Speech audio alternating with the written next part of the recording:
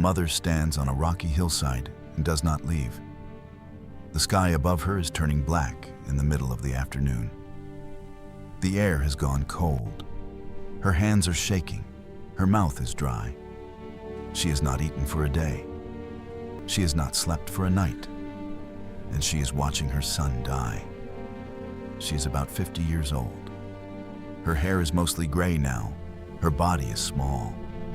Her feet are bleeding where she walked through Jerusalem in sandals that were never meant for this kind of day. Her name is Mary. And 33 years ago, when her son was 40 days old, an old prophet named Simeon held the baby in the temple and said 7 words to her. A sword will pierce your own soul. For 33 years she carried that warning. Today, it is coming. And for the next 6 hours, the sword Simeon promised her is going to go through her soul, slowly, inch by inch, while she stands on a hill outside Jerusalem and watches her only son bleed. The Gospels give us almost no words for this moment. 4 women at the cross, 1 verse about what Jesus said to his mother, and then darkness. But behind those verses is a woman's body doing the hardest thing a human body has ever been asked to do. Standing, watching, not leaving. This is what those 6 hours actually felt like. Before the hill, there was the road. The Via Dolorosa, less than half a mile from Pilate's judgment hall to the execution hill. Down one street, up another, through the Geneth gate on the north side of the city, and out. Mary walks it behind him. She cannot get close. Roman soldiers are holding back the crowd. Her son has been flogged already. He is carrying the crossbeam across his shoulders. He falls once, then again. The soldiers pull a man from the crowd, Simon of Cyrene, and force him to carry the wood the rest of the way. Mary stays behind them. Her sister is with her. Mary Magdalene is with her. 4 women walking the same road they walked in joy just days ago when the city shouted, Hosanna. Luke tells us other women in the crowd are weeping loudly, beating their breasts. Her son turns and tells them not to weep for him. Mary is silent. Her whole body is holding something in. Every step she takes, she is doing math she cannot stop. He was born in a stable. He took his first steps in Nazareth.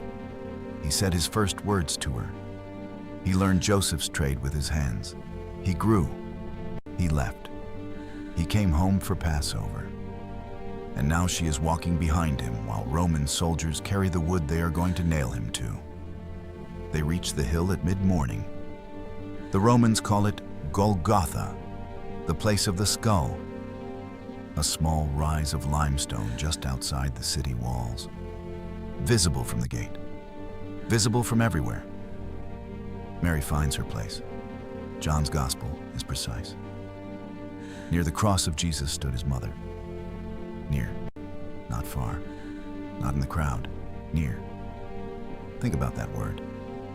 She has walked as close as the Roman soldiers will let her come, probably 20 feet. Close enough that she can see his face, close enough that when he opens his eyes, he can see hers. The soldiers are doing their work.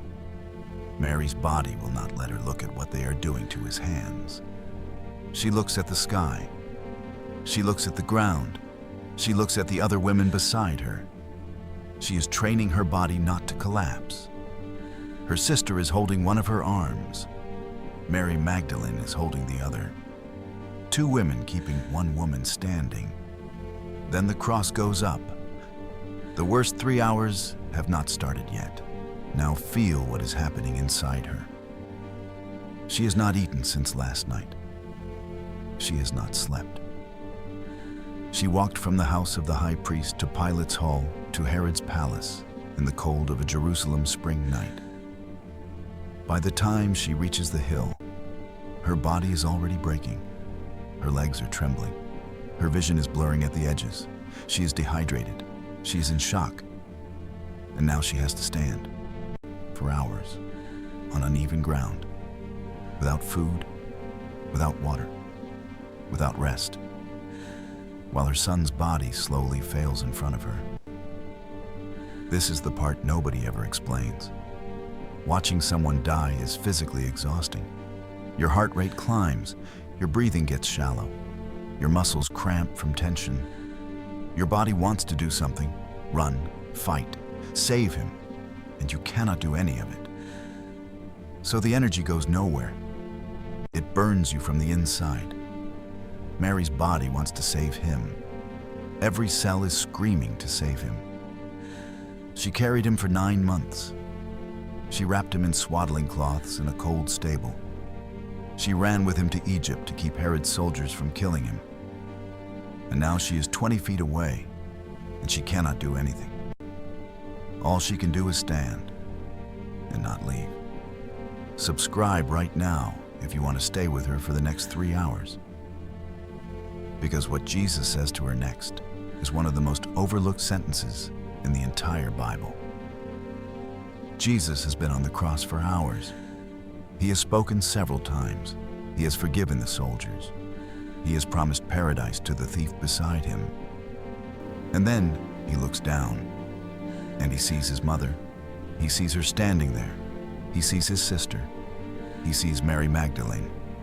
And he sees one man, one single man among the 12 who followed him, John, the disciple he loved.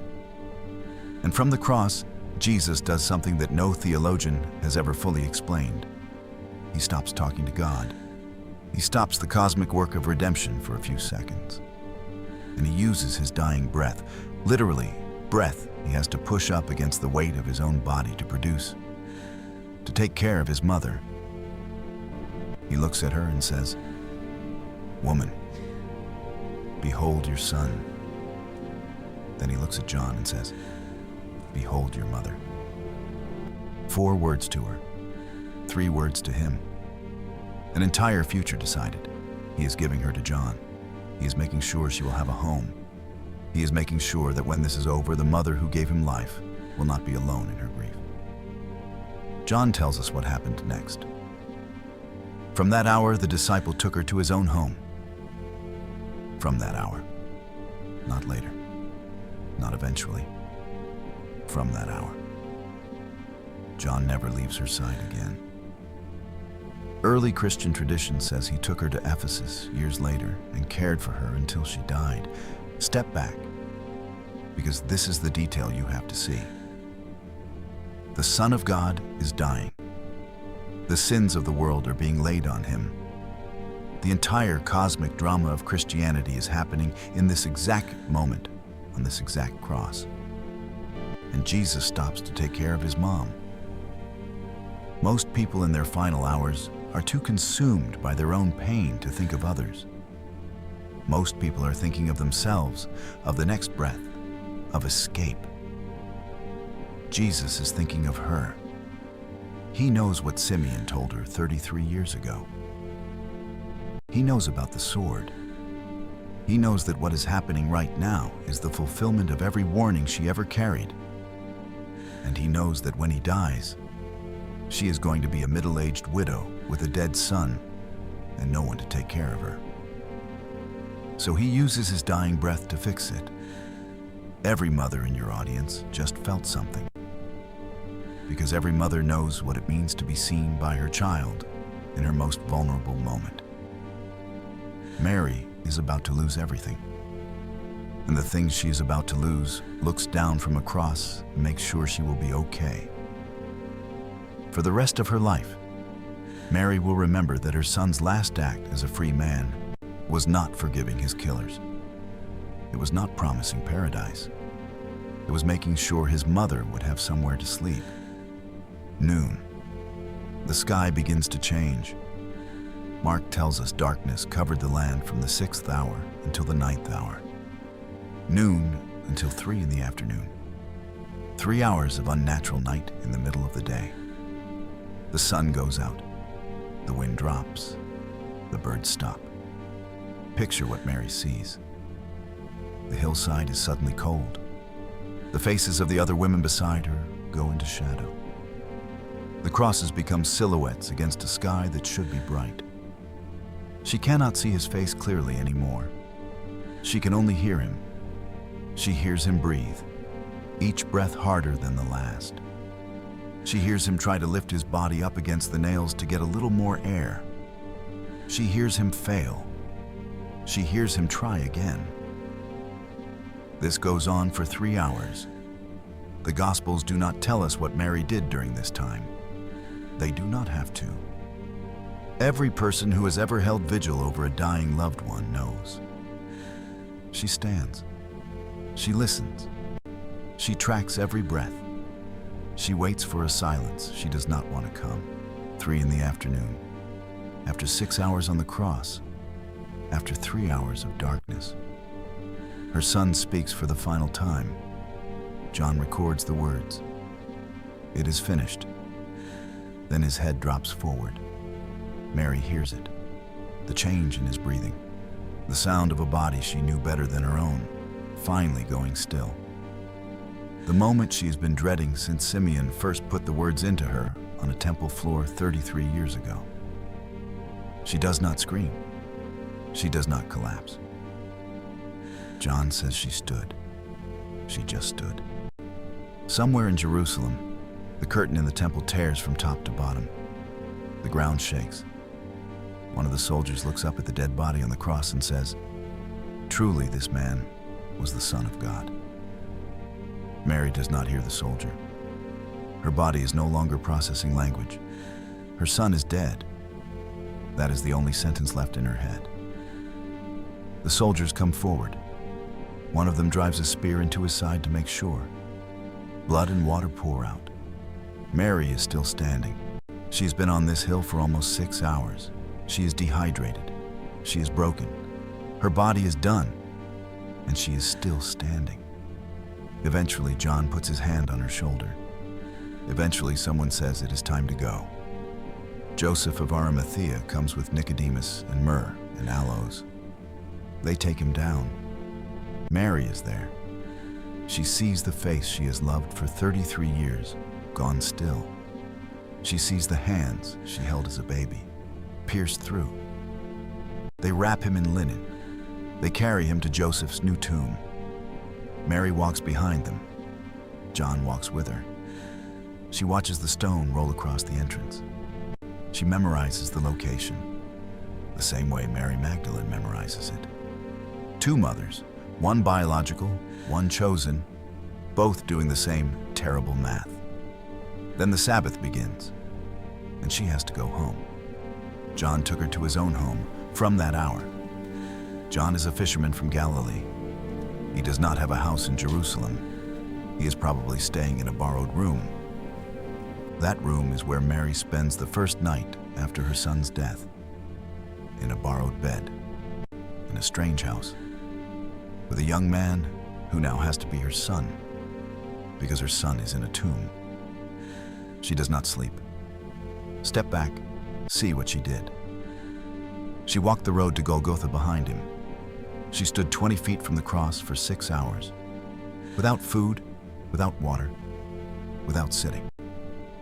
She listened to her son's breathing fail for 3 hours in the darkness. She heard him use part of his dying breath to make sure she would have somewhere to live.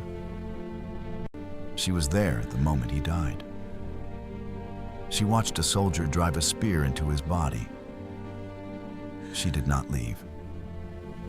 She followed the body to the tomb, and then she walked to a stranger's house and tried to survive the first night of the rest of her life. Simeon told her when she was a 14-year-old girl holding a 40-day-old baby, "A sword will pierce your own soul." For 33 years, she carried that warning. She did not know when it would come. It came on a Friday afternoon in April, on a hill outside Jerusalem, over 6 hours, while she stood and did not leave. Every mother who has ever watched her child suffer and not been able to stop it. Every parent who has ever held vigil by a hospital bed. Every human being who has ever loved someone through the worst hours of their life. all of them are walking in footprints Mary made on Good Friday. If this changed how you see Mary at the cross, subscribe. Share this with someone who needs to hear what those 6 hours actually cost her. And tell me, what hit you hardest? The 4 words Jesus said to her? The 3 hours of darkness? Or the moment she realized Simeon had warned her about this exact afternoon 33 years earlier? I read every comment. I'll see you in the next one.